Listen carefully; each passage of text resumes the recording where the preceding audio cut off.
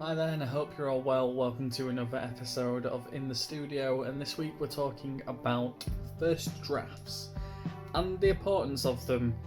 Like we've mentioned in some of the other episodes, the first draft isn't always going to be good, but that's not a bad thing. It's good just to have that initial first draft, and in this episode we've got some great guests lined up to talk to you a bit about their process and how to just be comfortable with having that first draft, because that is the stepping stone to the next part of the process. The two most important parts that Jakob has always said to me is having the first draft and the final draft. Everything in between is the journey, and that's part of the fun. So I hope you enjoy what we've got lined up, and without further ado, let's continue with the episode. Hi everyone, me again, here to ramble this time about first drafts. Now, obviously, apart from the final draft, I would say the first draft is one of the most important in the whole writing process. The reason being, to keep it short and sweet, is it's so much easier and more beneficial to have a first draft, no matter how terrible it may be and how messy it may be, and assess that bigger picture than it is to try and be a perfectionist and keep going back and forth between each scene and make everything absolutely spot on before you get to the end. I think the key, for me anyway, in my writing process has always been to just get that first draft done as quickly as possible, and not worry too much about how good that is, really.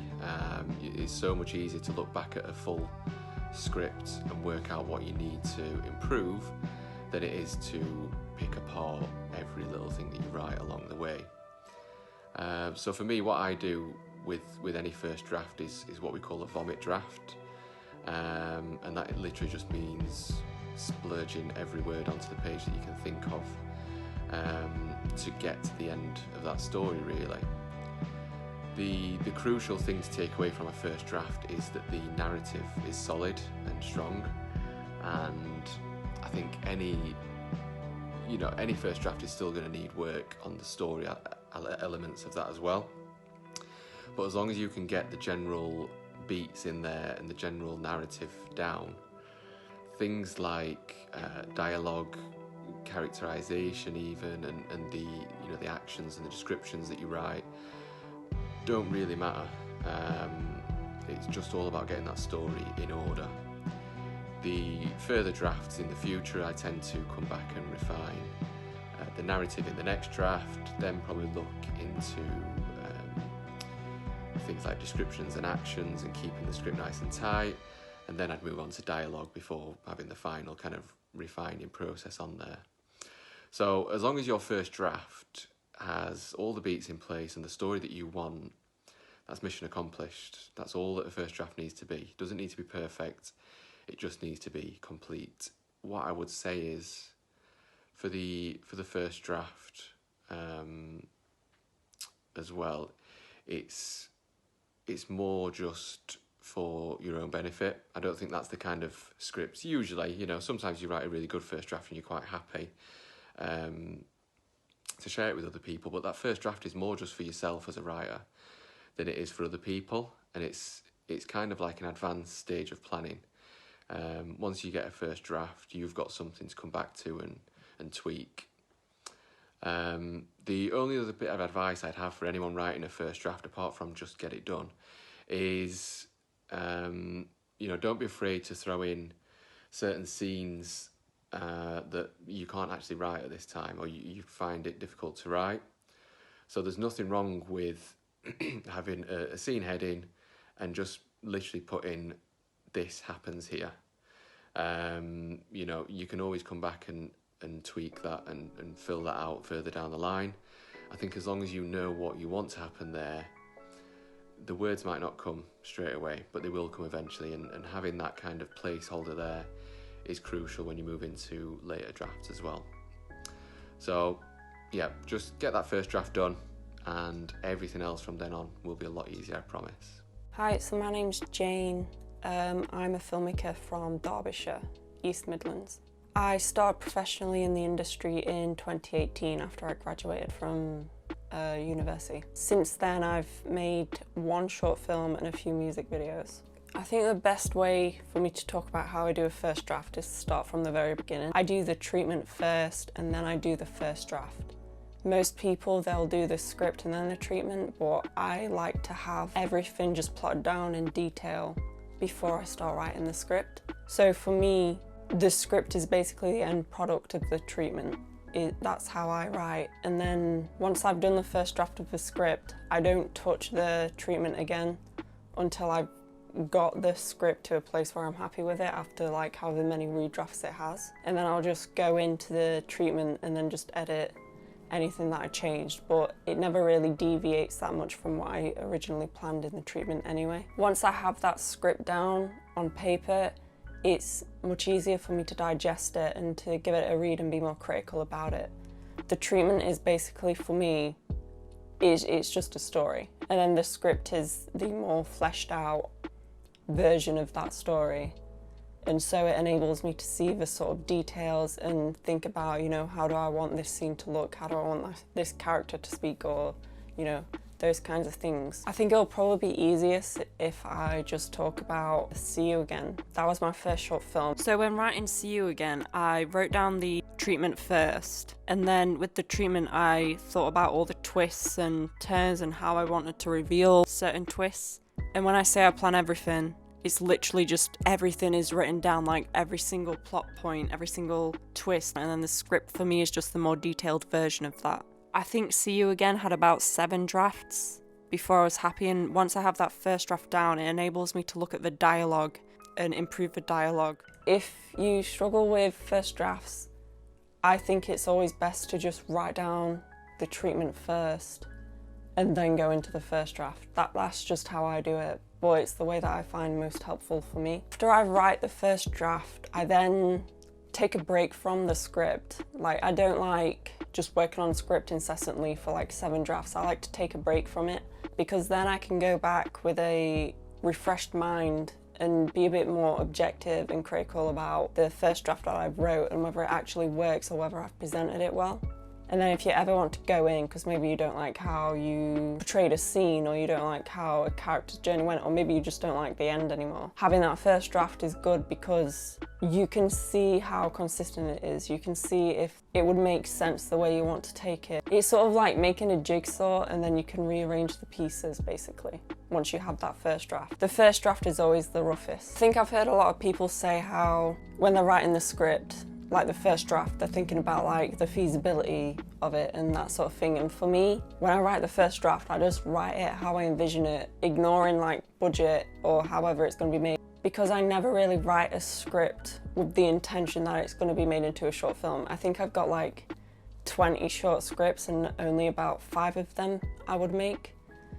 And some people may be like, oh, well, that's a waste of time. But to me, it's like every script that I write is a way for me to practice. I'm Greg Stewart. I'm a screenwriter, currently working on an adaptation of Matthew Harvey's novel, The Serpent's Sword, for TV. And along with the folks at JumpCut, have a short film in the works called Birthday Cards. Birthday Cards is a dark fable about a man with a deck of playing cards and a series of predictions that are not going to end well.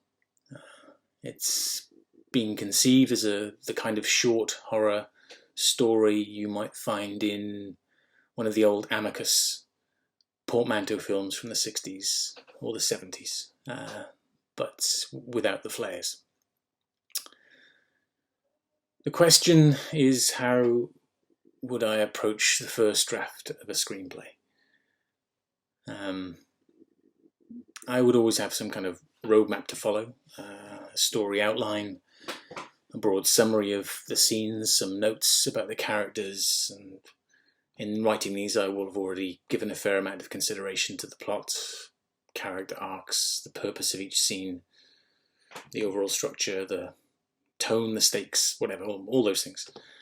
And the principles behind those things are the principles behind those different aspects of storytelling craft I might return to later in trying to solve any problems that come up. But for me, so much of the whole process, and especially the first draft, is intuitive. I'm writing with my gut much more than with my head.